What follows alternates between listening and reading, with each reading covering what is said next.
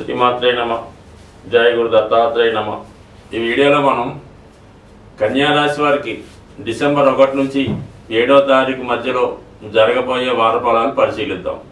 మరి ఈ రాశి వారికి 3వ స్థానంలో ఏర్పడినటువంటి బుధాదిత్య యోగ ప్రభావం జాతకుడిలో ఉన్నటువంటి తెలివితేటలకి తగిన గుర్తింపు రావడం జరుగుతుంది.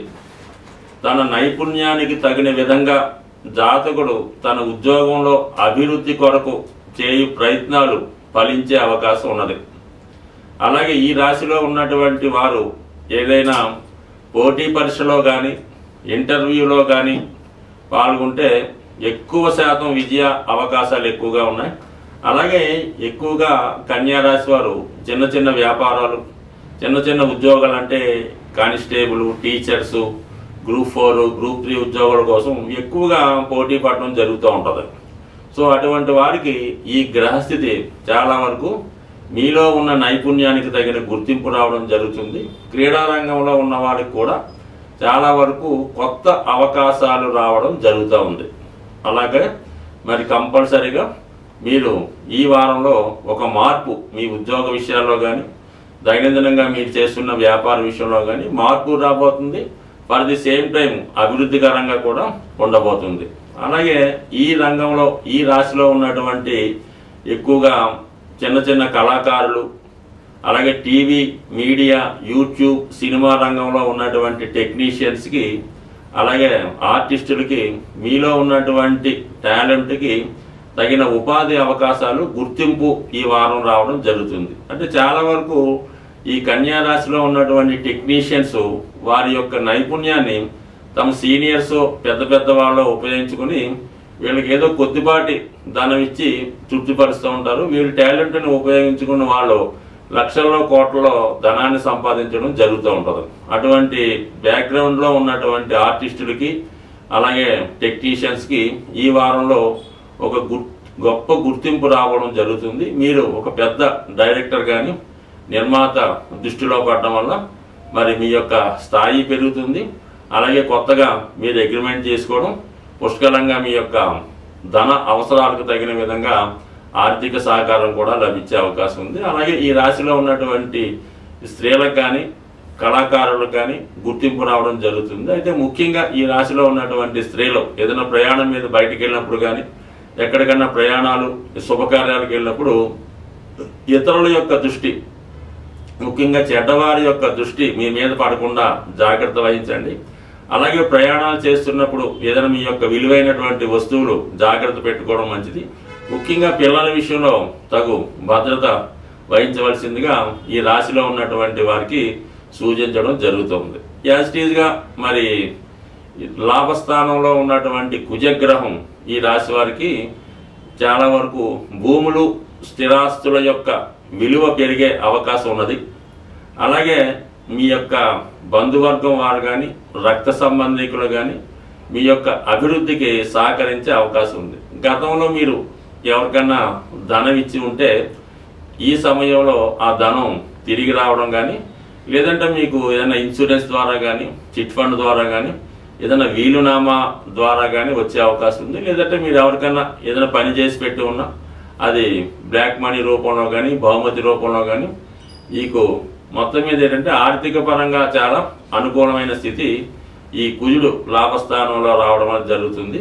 అలాగే భూములు, స్థిరాస్తుల యొక్క వాటిపైన కూడా ఆదాయం లభిస్తుంది. ఇది చాలా వరకు ఈ రాశిలో ఉన్నవారు ఉద్యోగ విషయంలో చాలా జాగ్రత్తగా వ్యవహరించవలసి ఉంటుంది. అంటే తొందరపడి మీరు ఏదైనా కొత్త ఉద్యోగం వస్తుంది కానీ ముందుగా మానివేయడం వల్ల కొద్దిపాటి ఇబ్బందులు కూడా రావచ్చు. కాబట్టి ఉద్యోగం మారదాం అనుకున్న వాళ్ళు చేతికి ఏదో కొత్త ఉద్యోగం వచ్చిన తర్వాత మారాలి తప్ప ముందుగానే మీరు మానేస్తే తర్వాత అది రావడం ఇబ్బంది అవుతుంది. అలాగే మరి ఉద్యోగ విషయంలో ఈ వారంలో కొన్ని మార్పులు రాబోతున్నాయి. అవి అభివృద్ధికరంగానే ఉంటాయి, చాలా వరకు వ్యతిరేకంగా కూడా ఉండే అవకాశం ఉంది. అది జాతకుడి యొక్క జాగ్రత్తను బట్టి ఆధారపడి ఉన్నది. అలాగే వివాహ విషయంలో కూడా చాలా వరకు 6, 7 స్థానాల్లో ఉన్నటువంటి రాహు, శని గ్రహాలు ఈ నక్షత్ర పరివర్తన కారణంగా వివాహ విషయంలో భార్యాభర్తల మధ్య కానీ పార్ట్నర్స్ మధ్య కానీ కొన్ని అనుకోని విభేదాలు వచ్చే అవకాశం ఉంది. అలాగే తాత్కాలికంగా భార్యాభర్తల మధ్య ఎడబాటు లాంటిది కూడా సూచించే అవకాశం ఉన్నది కాబట్టి సాధ్యమైనంత వరకు ఈ విషయంలో కొంత జాగ్రత్తగా ఉండండి. కొత్తగా వ్యాపారం ప్రారంభిద్దాం అనుకున్న వాళ్ళకి చాలా వరకు ఈ స్థితి అనుకూలంగా ఉంది. కొత్త ఉద్యోగం చేరదాం అనుకున్న వాళ్ళకి కూడా చక్కగా బాగుంది కాబట్టి ఏదైనా తొందరపడకుండా నిదానంగా చేసుకోవడం వల్ల పరిస్థితులు మీకు అనుకూలించే అవకాశం ఉంది. అలాగే భాగ్యస్థానంలో ఉన్నటువంటి గురుగ్రహం యొక్క ప్రభావం మీ మీద చాలా వరకు దైవ అనుకూలం లభించేస్తుంది కాబట్టి జాగ్రత్తగా వ్యవహరించడం వల్ల ఏదో విధమైన మార్పు ఈ వారం రాబోతుంది. ఈ రాశి వారికి స్వస్తి. ఈ వారంలో మరి సుబ్రహ్మణ్య షష్ఠి రాబోతుంది. డిసెంబర్ 7వ తారీఖున సుబ్రహ్మణ్య షష్ఠి, అలాగే 6వ తారీఖున నాగ పంచమి రావడం జరుగుతూ ఉంటుంది. ఈ రెండు కూడా ఎవరి జన్మ జాతకంలో సర్పదోషం లాంటిది ఉంటుందో వాళ్ళు దాని పరిహార నిమిత్తం ఈ 2 రోజులు కూడా విధి విధానంగా సుబ్రహ్మణ్య స్వామిని ఆరాధించడం వల్ల వారి జాతకంలో ఉన్నటువంటి సర్పదోషం పరిహారం అయ్యే అవకాశం ఉన్నది. అంటే అసలు సర్పదోషం ఏ విధంగా ఉంటుంది, దానివల్ల ఏ విధమైనటువంటి ఫలితం వస్తుంది అని గమనిస్తే జాతకంలో కేంద్రాల్లో పాపగ్రహాలున్నా, పంచమ స్థానంలో కుజుడు, శని, రాహు, కేతు లాంటి గ్రహాలున్నా, వృశ్చిక రాశిలో ఇటువంటి పాపగ్రహాలున్నా, అలాగే శుభగ్రహాలైనటువంటి గురువు, శుక్రుడు, రాహుకేతువులతో కలిసిన ఈ విధమైనటువంటి సర్పదోషం అన్నది ఏర్పడడం జరుగుతూ ఉంటుంది. అలాగే కుజుడు బలహీనపడి ఉన్న, నీచ స్థితిలో ఉన్న రాహుతో కలిసినా కూడా అంటే ఏదో విధంగా అంటే ప్రతి జాతకంలో కుజదోషం ఉన్నట్టు ప్రతి జాతకంలో కూడా ఏదో ఒక సర్పదోషం అన్నది కనపడడం జరుగుతూ ఉంటుంది. అంటే ఈ సర్పదోషం ఎందుకు ఏర్పడుతుందంటే తెలుసో తెలియకో సర్పాలకు ఇబ్బంది కలగడం వలన ఈ దోషం రావడం జరుగుతుంది.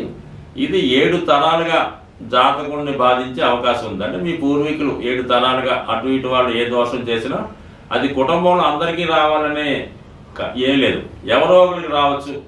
మళ్ళా అది ఎక్కువగా ఈ సర్పదోషం మరి పిల్లలు కలగడంలో ఆలస్యం అవుతుంటుంది. ఎవరి జాతకంలో ఈ సర్పదోషం ఉన్నా వాళ్ళకి ఏమవుతుందంటే సంతానం లేటుగా పుట్టడం, పుట్టిన వారు చాలా బలహీనంగా ఉండడం, ఆరోగ్యకరంగా లేకపోవడం, విద్య రాకపోవడం, ఏదో ఒక రోగం వస్తూ ఉంటుంది. అలాగే ఏంటంటే జాతకుడు చెడు వ్యసనానికి లోనవుతూ ఉంటాడు. తల్లిదండ్రులను హింసించడం, ఇంట్లో డబ్బులు పట్టుకుపోయి ఖర్చు పెట్టడం, తాగుడు లాంటి కార్యక్రమాలు చేపట్టడం, పగలంతా నిద్రపోయి రాత్రులంతా మేల్కొని వివిధ ప్రాంతాల్లో సంచరించడం, ఇవన్నీ కూడా జాతకుడి యొక్క సర్పదోషానికి కారణమవుతూ ఉంటాయి. ప్రస్తుతం రుణ బాధలు ప్రతి జాతకుడికి కూడా అంటే ఎవరైతే ప్రస్తుతం రుణ బాధలతో ఇబ్బంది పడుతున్నారో, అంటే రుణ బాధలు అంటే ఏదో ఇల్లు కట్టుకొని హౌసింగ్ లోన్ తెచ్చామండి, కారు కొనుక్కొని హౌసింగ్ లోను, అమ్మాయికి పెళ్లి అది రుణ బాధలు కాదండి.